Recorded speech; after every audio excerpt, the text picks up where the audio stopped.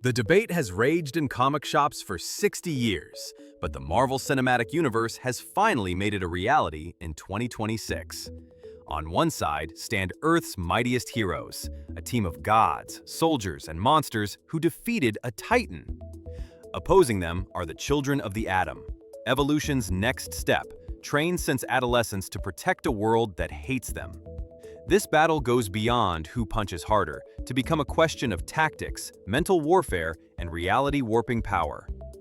When the dust settles and the energy blasts fade, only one team will remain standing. We are breaking down exactly who wins when the Avengers take on the X-Men. If this fight stays physical, the Avengers hold a terrifying advantage based on data from the last decade of films. The Hulk snapped his fingers with the power of 6 Infinity Stones and survived, while Thor took the full force of a neutron star. The X-Men have Colossus and perhaps Rogue, but their durability feats in live action fall short of planet-level threats. Even Juggernaut, who is often a team wrecker, was stopped by simpler mechanics in the Deadpool films. The Avengers dominate in a pure fistfight because they possess beings who can crack moons in half. The mutant frontline crumbles under the weight of Asgardian and gamma-irradiated muscle, unless Rogue makes physical contact to drain them. Speed kills, and for years the Fox universe, Quicksilver was the fastest thing on screen, with an X-Mansion evacuation that remains the benchmark for speedster scenes. The MCU introduced new variables, since Makkari broke the sound barrier instantly, and Captain Marvel traverses galaxies in hours. The X-Men have the edge in ground combat reaction times, thanks to Danger Room training, even if they are outclassed in travel speed. Combat speed matters most in a brawl, where Pietro Maximoff demonstrated time-freezing perception that makes him nearly untouchable. Unless Carol Danvers decides to nuke the entire battlefield from orbit, the mutant speedster can dismantle Iron Man's armor before Tony Stark's heads-up display even registers a threat. Steve Rogers inspires armies, while Scott Summers runs a paramilitary strike force, and this distinction determines the flow of battle. The Avengers are reactive, as seen in Civil War and Endgame, because they assemble when the world is on fire. The X-Men are proactive, since they live together and train in the Danger Room every single day. Cyclops knows exactly how Iceman's slide interacts with Storm's wind tunnels, and the precise angle for an optic blast to ricochet off Colossus's chest. Captain America is a brilliant strategist leading a group of co-workers, while Cyclops leads a family that functions like a single organism. In a random encounter, the Avengers rely on individual talent, while the X-Men rely on teamwork to punch way above their weight class. We are building this analysis based on thousands of your comments, debating these power levels. Make sure you are subscribed with notifications on if you want to see us simulate a battle between Thanos and Apocalypse next. We read every suggestion, so let us return to the fight. This is the X-Men's checkmate scenario, because the Avengers have shown almost zero resistance to telepathy throughout 30-plus MCU films.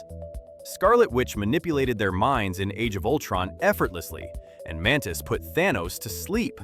Imagine Charles Xavier or Emma Frost entering the battlefield against opponents who are open books, without specific Wakandan or Stark technology. Professor X can freeze them, force them to sleep, or make Thor believe the Hulk is his enemy in a silent shutdown rather than a flashy laser fight.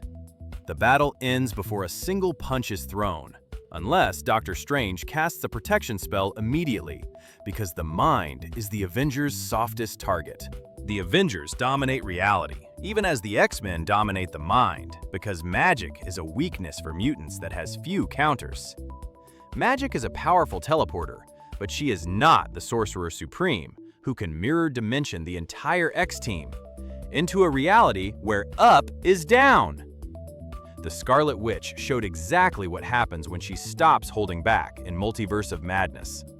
She erased the Illuminati rather than just defeating them, removing Black Bolt's mouth and shredding Reed Richards. Magic bypasses durability and healing factors alike. The X-Men need to take Strange or Wanda out in the first 3 seconds, or they simply cease to exist. Tony Stark is a genius who eventually built carbon nanotube armor to fight Magneto in the comics. But we are looking at the standard MCU loadout. Iron Man, War Machine, Rescue, Spider-Man's Iron Spider suit, Falcon's wings, the Winter Soldier's arm, Black Panther's vibranium suit, and Captain America's shield all contain metal. Magneto can crumple half the Avengers roster like empty soda cans without even needing to fight them directly. He can turn Wolverine's skeleton against him, but he can also turn the Avengers' greatest assets into their coffins. The Avengers' tech-heavy lineup becomes a liability against the master of magnetism, unless they strip down to spandex and cloth. We finally saw Wolverine's true MCU power levels in 2024, when he took a beating that would have liquefied a normal human. He and Deadpool are attrition fighters who win because they are impossible to keep down, rather than because they are stronger. The Avengers have dealt with regeneration before, since the Hulk can throw Logan into orbit, and Doctor Strange can trap him in a time loop.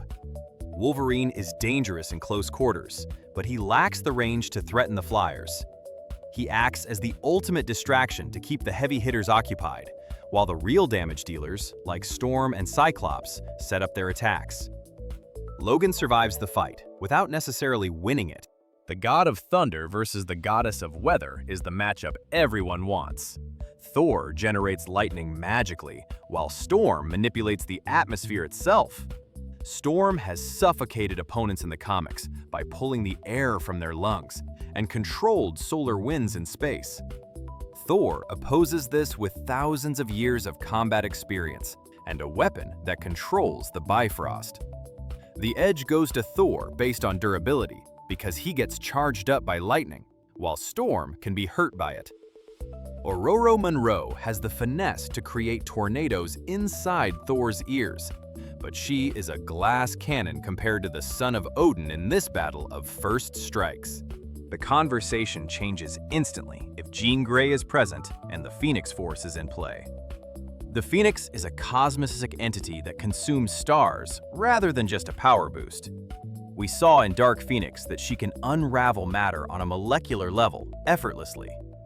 The only Avenger who stands a chance here is the Scarlet Witch, and even that match depends on who strikes first.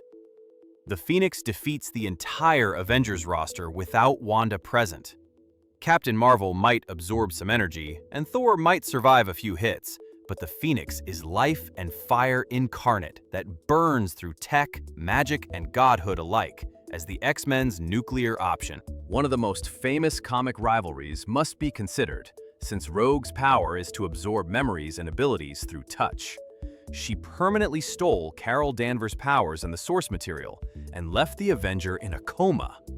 Captain Marvel often flies headfirst into enemies in live-action fights, while relying on her invulnerability, but this is a fatal mistake against Rogue.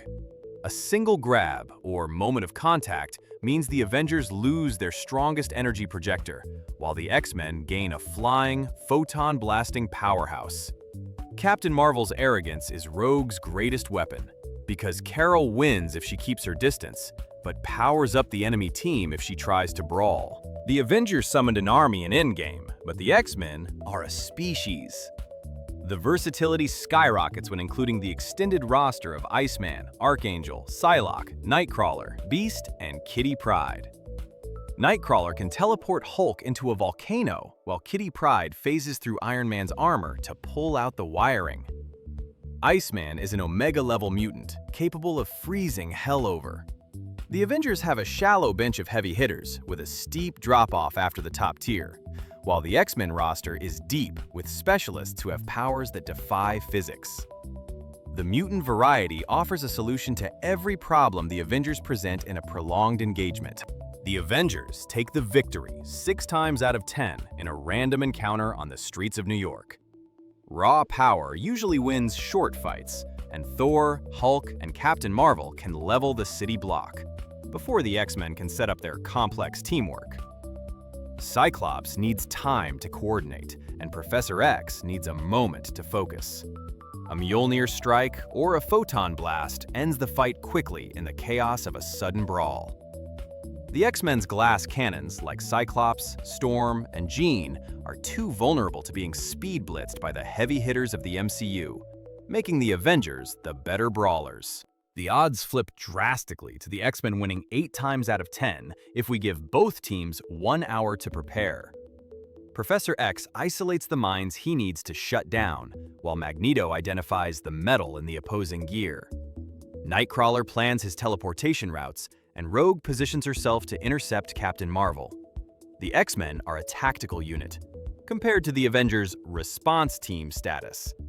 The mutants can neutralize the Avengers' raw power with specific counters when allowed to plan. Tony Stark might build a suit to stop Magneto, but he cannot build a helmet to stop Jean Grey in an hour.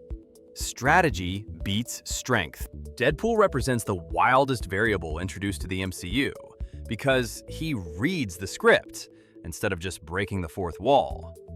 Wade Wilson knows the Avengers' weaknesses in a meta sense because he has watched their movies. He knows Thor goes for the head and that Cap's shield defies physics. Knowing your opponent's history is a legitimate tactical advantage, even if it sounds like a joke. He can annoy the Hulk into making a mistake or distract Spider-Man with pop culture references. The Avengers are notoriously bad at handling chaos agents due to their serious nature, and Deadpool acts as the glitch in their system. The Avengers are Earth's defenders, while the X-Men are survivors. The X-Men hold the winning hand in an all-out war between the current MCU rosters.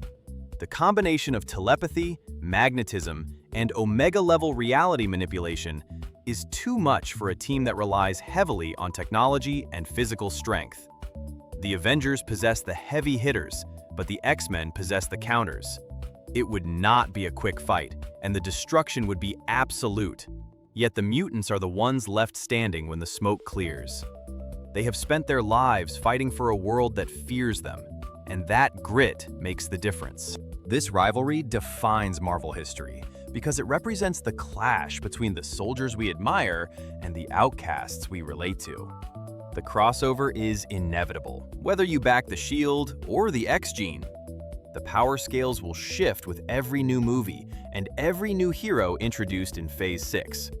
We pulled this topic directly from your suggestions in the last video, so thank you for exploring this massive what-if scenario with us.